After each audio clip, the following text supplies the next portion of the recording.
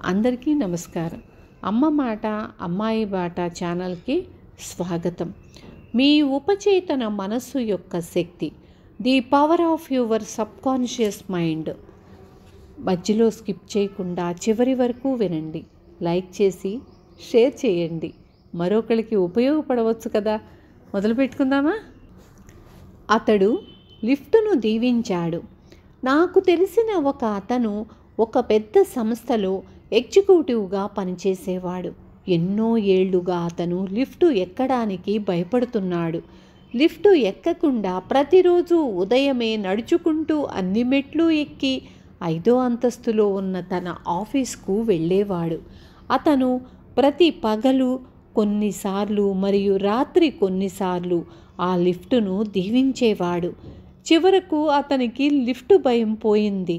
అతను ఆ లిఫ్టును ఇలా దీవించసాగాడు: మా భవనంలోని లిఫ్టు ఒక చాలా మంచి ఆలోచన, సర్వత్రా వ్యాపించి ఉన్న మనసులో నుంచి వచ్చింది.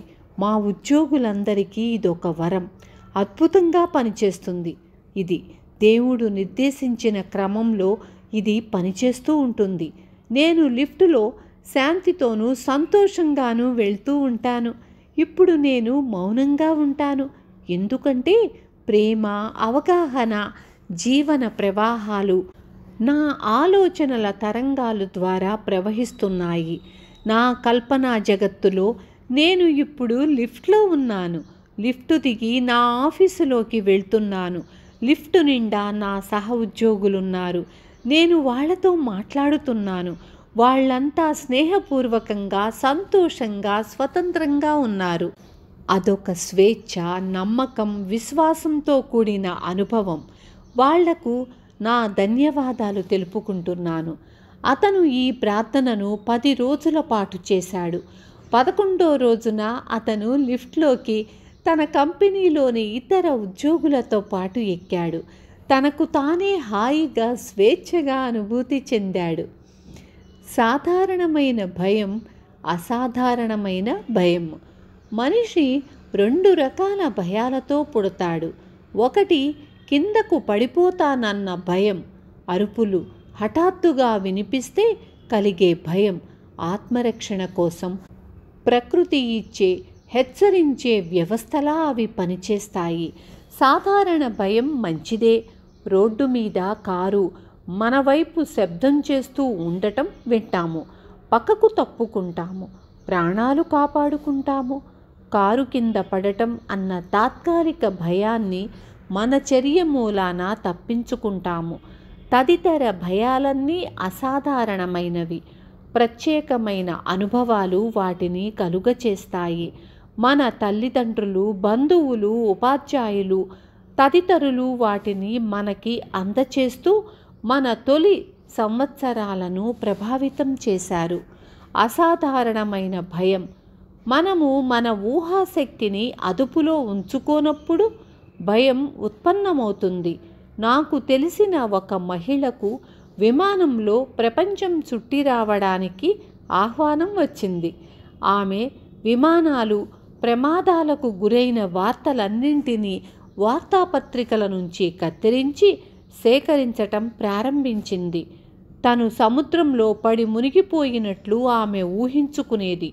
ఇది ఒక అసాధారణమైన భయం. ఆమె ఇలాగే ఆలోచిస్తూ పోతుంటే తను దేనికైతే భయపడిందో దానినే తన వైపుకు బలంగా ఆకర్షించుకొని అలా జరిగే అవకాశాన్ని కలిగించేది. అసాధారణమైన భయంతో బాధపడిన మరో వ్యక్తి ఉదాహరణ ఉంది. అతను న్యూయార్క్లో ఒక పెద్ద వ్యాపారవేత్త. అతనెంతో డబ్బు సంపాదించాడు. తన రంగంలో విజయం సాధించాడు. అతను తనకు తానే సొంతంగా ఒక మానసిక చిత్రాన్ని సృష్టించుకున్నాడు. అందులో అతని కంపెనీ బలవంతంగా దివాలా తీయబడ్డట్టు, తనకు ఉన్నదంతా అతను పోగొట్టుకున్నట్లు, తన దగ్గర ఉన్న డబ్బు అంతా పోయినట్లు, తన ఓటమికి సంబంధించిన మానసిక చిత్రం రీళ్లు ఎంతగా అతని మనసులో తిరిగాయో అంతగా అతను గాఢమైన మనోవ్యాకులంతో కూరుకుపోయాడు. ఈ అనారోగ్యకరమైన సంకేతాలను అతను ఆపలేకపోయాడు. అతను తన భార్యతో అదే పనిగా చెప్పసాగాడు. ఇది కొనసాగదు. వ్యాపార మాంద్యం వస్తోంది. మనం దివాలా తీయబోతున్నాము. ఆయన భార్య తర్వాత నాకు చెప్పింది. చివరికి ఆయన దివాలా తీశాడని. తను ఊహించినవన్నీ అతని నిజ జీవితంలో జరిగాయి. అతను భయపడ్డది నిజానికి లేవు, కానీ ఆర్థికంగా ఘోరంగా దెబ్బతింటానని నిరంతరం భయపడుతూ నమ్ముతూ అతనే అది నిజంగా జరిగేలా చూశాడు.